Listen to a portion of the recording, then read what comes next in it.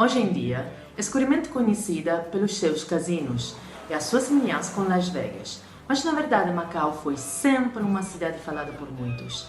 Bocage dedicou-lhe um soneto, cheio de Santos Ferreira escreveu poesias, poemas e peças de teatro. E fundou também a Tuna Macanhense, a música típica de Macau. Há 20 anos, um grupo teatral recita em língua patuá macanhense. Esta trata-se de uma língua crioula, de base portuguesa, formada em Macau a partir do século XVI, o último crioulo a ter se formado, e por isso influenciado pelas outras línguas que os portugueses encontraram. Então, uma língua de comunicação entre os chineses, os macanhenses e os portugueses, e tem características similares com o português de Bidão, a língua falada em Timor.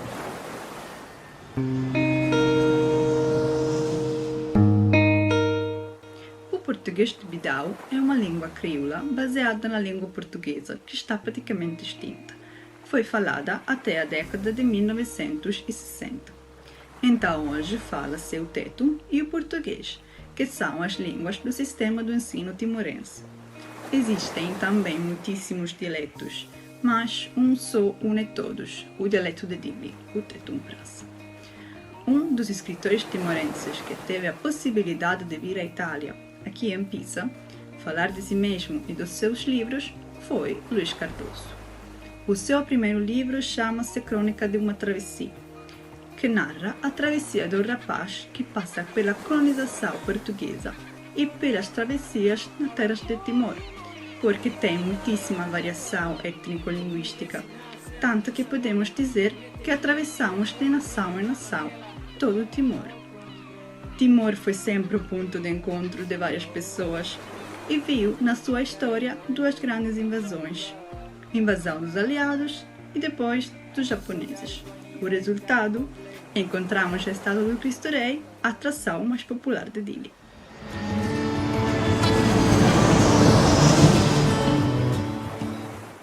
Que também está presente em Madeira, no outro lado do mundo.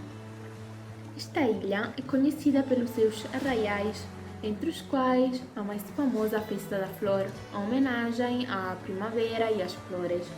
Outro arraial é o de Bom que acontece no primeiro fim de semana de setembro na vila de Ponta Delgada, em São Vicente. Centenas de romeiros, vindos de toda a ilha, deslocam-se à freguesia de Ponta Delgada, associando-se a uma das maiores peregrinações religiosas da Ilha da Madeira. Trata-se de uma manifestação religiosa verdadeiramente rica em tradições e com forte animação.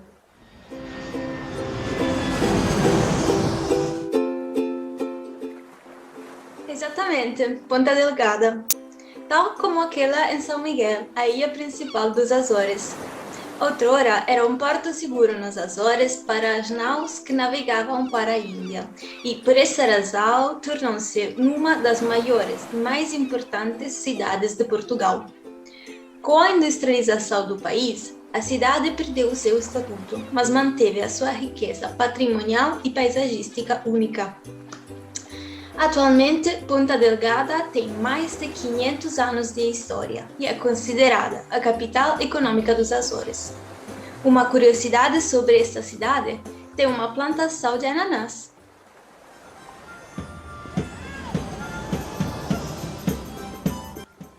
Falando de comida, típico do Malaca é o nasi lemak, um prato tradicional à base de arroz cozido com leite e acompanhamentos vários.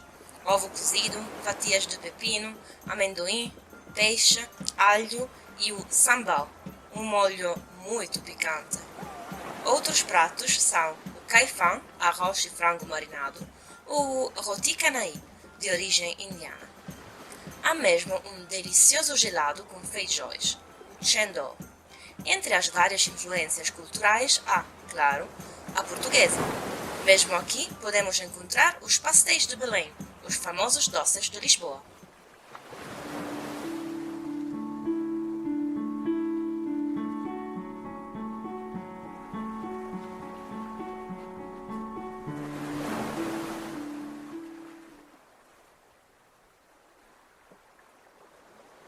Olá a todos e a todas. Aqui é a Fabiana e junto com a Elisabetta e a Gaia vamos apresentar a análise do fenômeno da lusofonia no continente africano e especificamente nas localidades de Cabo Verde, São Tomé e Príncipe e Angola. Estas diferentes localidades têm em comum o mesmo passado colonial, mas cada uma delas tem peculiaridades culturais que aprofundamos e que vos mostraremos em breve. Cabo Verde. O arquipélago de Cabo Verde é constituído por 10 ilhas vulcânicas, das quais a mais importante é a Ilha de Santiago, onde se encontra a capital do país, Praia. A língua oficial de Cabo Verde é o português, mas dentro do território a maioria da população fala o crioulo cabo-verdiano, reconhecido como língua nacional. O crioulo é também a língua de expressão da identidade do povo cabo-verdiano, que encontramos consistentemente utilizada tanto na literatura como na música tradicional. Falando de música, referimos-nos às mornas, um género musical reconhecido pela Unesco como Património Imaterial da Humanidade, caracterizado pelo seu ritmo lento e melancólico. A rainha das mornas é, sem dúvida, Cesária Évora, que tornou a cultura cabo-verdiana conhecida em todo o mundo através das suas canções. Ainda hoje, o desejo de partilhar a cultura cabo-verdiana com outras comunidades levou à criação de uma associação em Itália chamada OMCVI, Associação das Mulheres Cabo-Verdianas em Itália. O objetivo é criar uma ponte entre as duas nações, facilitando a integração social e cultural das mulheres cabo-verdianas no nosso país. São Tomé e Príncipe é um estado independente da África composto por 20 ilhas, localizadas no Golfo da Guiné. Após um longo passado de escravatura e exploração dos seus recursos naturais, como todas as outras antigas colónias portuguesas, obteve a independência de Portugal em 1975. O elemento peculiar que mais nos impressionou foi a ligação visceral da população com a sua tradição indígena. Um exemplo disso é o evento cultural do Childoli. Trata-se de uma peça teatral que encena a tragédia do Marquês de Mantua e do Imperador Carloto Magno, pertencente ao ciclo carolíngio medieval. Tal como na tradição clássica, os atores são exclusivamente homens, usando máscaras e roupas com características europeias. O hino nacional foi escrito pela poetisa e escritora Alda Espírito Santo, uma figura política-chave no processo de independência. Através das suas obras, ela consegue transmitir e representar a realidade de São Tomé e Príncipe. Para concluir, apresentamos o último lugar tomado em análise, que é Angola. Especificamente, concentramos-nos na capital, Luanda, cujo nome deriva de Lu, que na língua bantu significa zonas costeiras, e Ndando, que, em vez disso, significa objeto valioso. Se Luanda já foi conhecida por ser o berço da literatura angolana, hoje também é conhecida pela sua vida noturna. Passeando pelas suas ruas, pode deixar-se levar pelas notas musicais do kizomba e do semba, um gênero musical que remonta aos anos 50 e que reúne vários ritmos africanos diferentes. Também se pode encontrar uma nova criação da designer indígena Nadir Tati, conhecida no resto do mundo como a primeira designer africana a ter vestido uma atriz de cinema mundialmente famosa. As suas roupas representam as cores de Angola e o seu tecido, a sua cultura. Ela retoma os padrões de Samacaca, um dos símbolos visuais do país, o principal objeto do mercado do artesanato. A língua local é também original no seu contexto. Embora a norma europeia seja adotada, o português aqui falado é tipicamente angolano e sofre as influências das línguas bantu, kimbundu e umbundu, que continuam a ser línguas veiculares.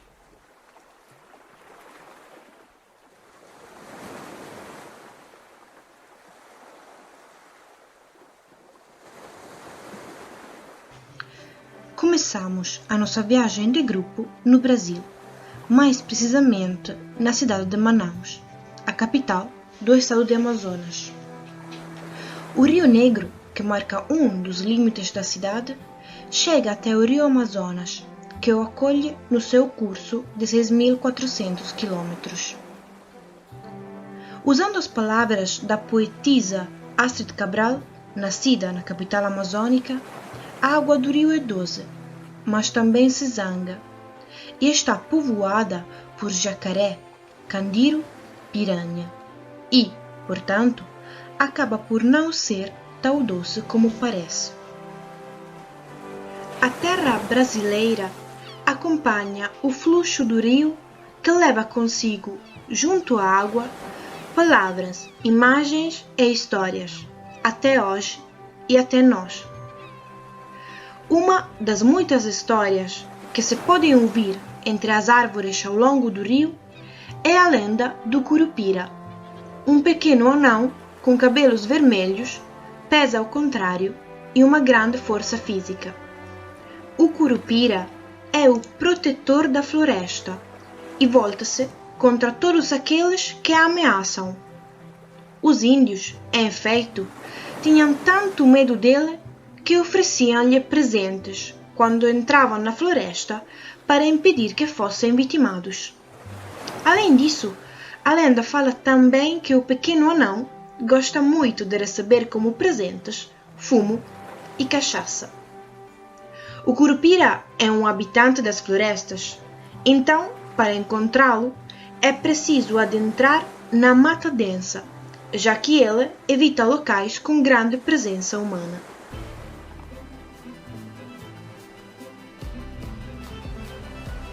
Retomando o fluxo do rio e da água, passamos os oceanos para chegarmos à capital do estado africano do Moçambique, Maputo.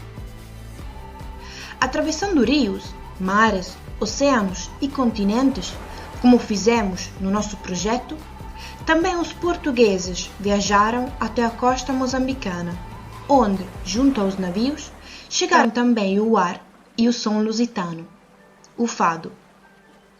Uma das mais importantes intérpretes do fado nasceu precisamente em Moçambique. É Marisa. A cantora recebeu vários prêmios por suas canções e até um reconhecimento por parte da Fundação Amália Rodrigues em 2005, sendo a intérprete que mais contribuiu para a divulgação da música portuguesa no estrangeiro.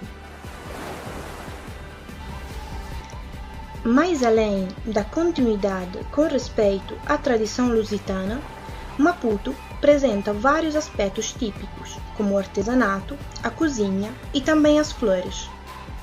No mercado municipal de Maputo, aberto desde 1901, há uma vasta escolha de produtos frescos e tradicionais, como frutos secos, mariscos e o mais importante, a pimenta. Nos mesmos lugares onde se pode comprar a comida, são em venda produtos de artesanato e beleza. Um dos ambientes que recolhe esta variedade de produtos é a FEIMA, ou seja, a Feira de Artesanato, Flores e Gastronomia de Maputo. É uma das etapas aconselhadas pelos vários recorridos da cidade. Há de tudo um pouco: tecidos, cestos, pinturas e esculturas de madeira. Portanto, a FEIMA é o lugar indicado para dar-se conta da riqueza da cultura africana do estado de Moçambique.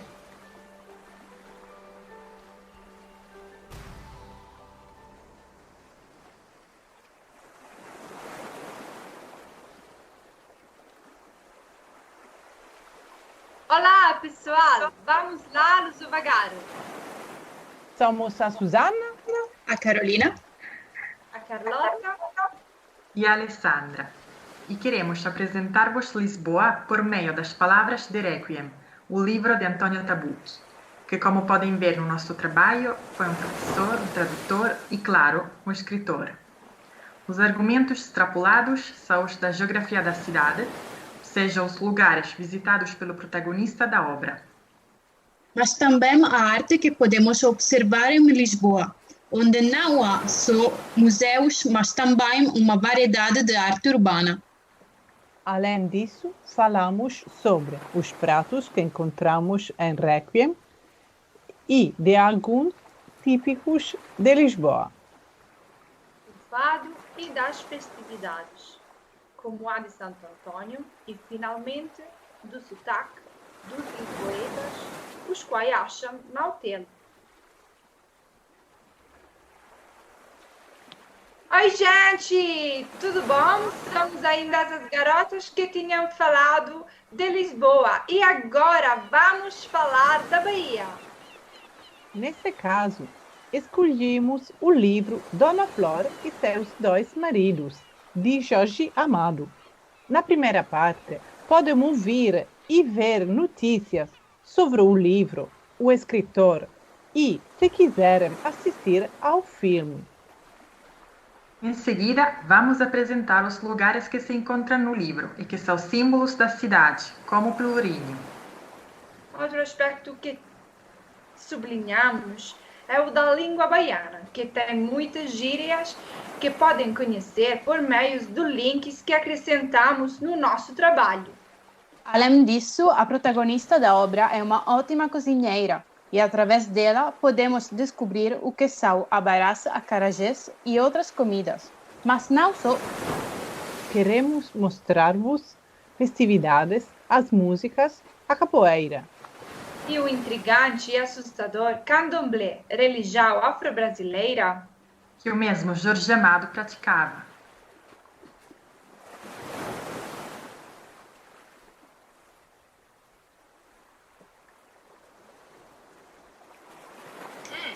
O que estou a comer? Chamuça.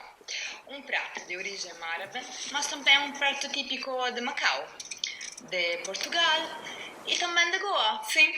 Bom, podemos dizer que é um prato da cultura portuguesa. Eu e Rogério aprofundimos a ligação que ainda hoje há entre a Índia e Portugal, desde vários pontos de vista. Por exemplo, sabemos que a língua oficial de Goa é o hindi, como toda a Índia, não é? Mas eles, na vida cotidiana, falam com cani. A língua portuguesa hoje é aprendida na escola como língua estrangeira. Mas muitas palavras do Konkani vêm mesmo do português, como, por exemplo, pau, que em Konkani é mesmo pau. Gostaria de estar aí em Goa hoje para festejar o Dia da Língua Portuguesa. Assim, porque todos os anos o Instituto Camões comemora a língua portuguesa, mesmo como estamos a fazer hoje. Como? Não pode ir até a Índia? Não faz mal. Podem ir em Lisboa a visitar Casa Goa, uma associação sem fins lucrativos que tenta manter viva e difundir a cultura índia em Portugal. E tu, Benedetta, conta-nos um pouco sobre o Rio de Janeiro, vá? O que você conhece do Brasil e do Rio de Janeiro? Acha que são só Carnaval e Copacabana? Então, com essas poucas pílulas de geografia, economia e literatura, descobrirá que o mundo brasileiro é muito grande e você vai se apaixonar com a cultura do Brasil. E não se esqueça de ler os slides sobre o português brasileiro, que apesar de ser português, é brasileiro.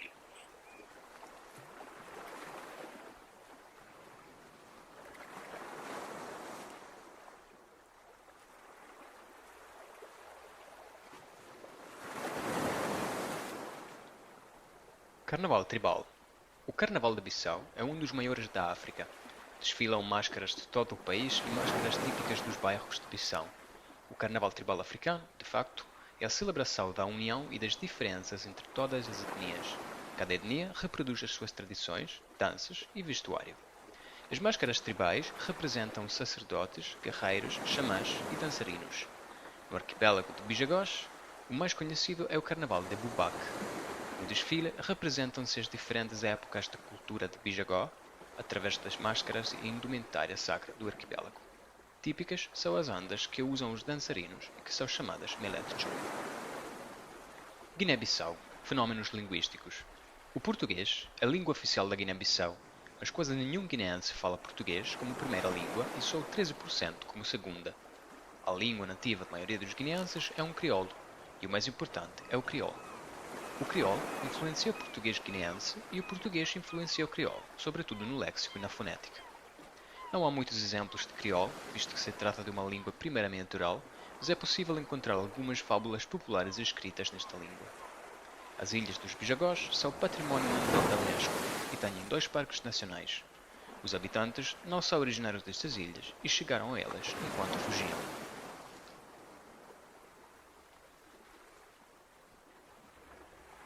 Literatura. As personalidades mais importantes da literatura bissau-guineense são Carlos Semedo, com a compilação Poemas, James Pinto Bull, que escreveu o conto Amor e Trabalho, e Abdoulaye Sylla, com o romance Eterna Paixão, primeiro romance da Guiné-Bissau, importante porque descreve a situação político-social nas décadas pós-independência. Este último autor escreveu também outros romances, como Mistida e A Última Tragédia, traduzido em italiano e publicado por Edizioni del Rogallo. Relativamente à literatura oral, é típica da África Ocidental a figura do griot, poeta, cantor, contador de histórias ou músico, que, por vocação, se dedica à transmissão da cultura africana. Nino Galissa é o griot mais conhecido da Guiné-Bissau. Instruído pelo pai Buli Galissa, considerado rei griot, compõe a língua mandinga, em crioulo e em castelhano. Música. A música da Guiné-Bissau normalmente está associada ao género do gumbé, termo que se refere à música em geral do país, mas que na realidade é um estilo que compreende uma variedade de géneros diferentes da tradição folk guineense, que inclui estilos como o tina, o tinga, o broxa e o kusundé, que pertence à etnia balanta, o jambadon, da etnia mandinga, e o kundere, dos bijagós. As 2 figuras que sobressaíram no contexto musical guineense foram José Carlos Vaz e Ernesto Dabó, fundadores em conjunto dos Kubiana Jazz, banda cujos interesses não se limitaram só à música, mas que também se focaram na luta política pela independência. Ilha de Moçambique. Estrutura da ilha. A cidade da Ilha de Moçambique pode ser dividida em 2 partes, a cidade de Pedra e a cidade de Makuti. A cidade de Makuti é caracterizada por habitações em makuti, tipo de material de construção consistindo em tiras de folhas de coqueiro. A cidade de Pedra, pelo contrário, inclui alguns monumentos muito importantes, como o Palácio dos Capitães Generais, a Capela da Nossa Senhora do Baluarte, a Fortaleza de São Sebastião e a Santa Casa da Misericórdia. Literatura.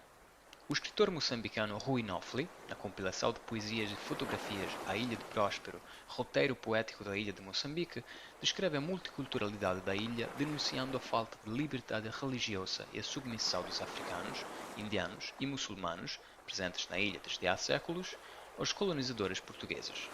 Rui Nofli ilustra também o seu drama pessoal de ser ou não ser africano. Nasceu em Moçambique, mas pertencia a uma família de ascendência europeia. Ele lutou pela independência, mas decidiu deixar o país por causa da categoria social que representava. Música. No que diz respeito à cultura musical, temos de sublinhar a presença do tufo, dança tradicional do norte de Moçambique, encontrada em Maputo, nas províncias de Cabo Delgado e Nampula e, claramente, na ilha também. É realizada por grupos de mulheres que movem apenas as partes superiores dos corpos, sendo acompanhadas por músicas e pandeiretas semelhantes a tambores. De origem árabe, o tufo é realizado para celebrar festivais e feriados islâmicos.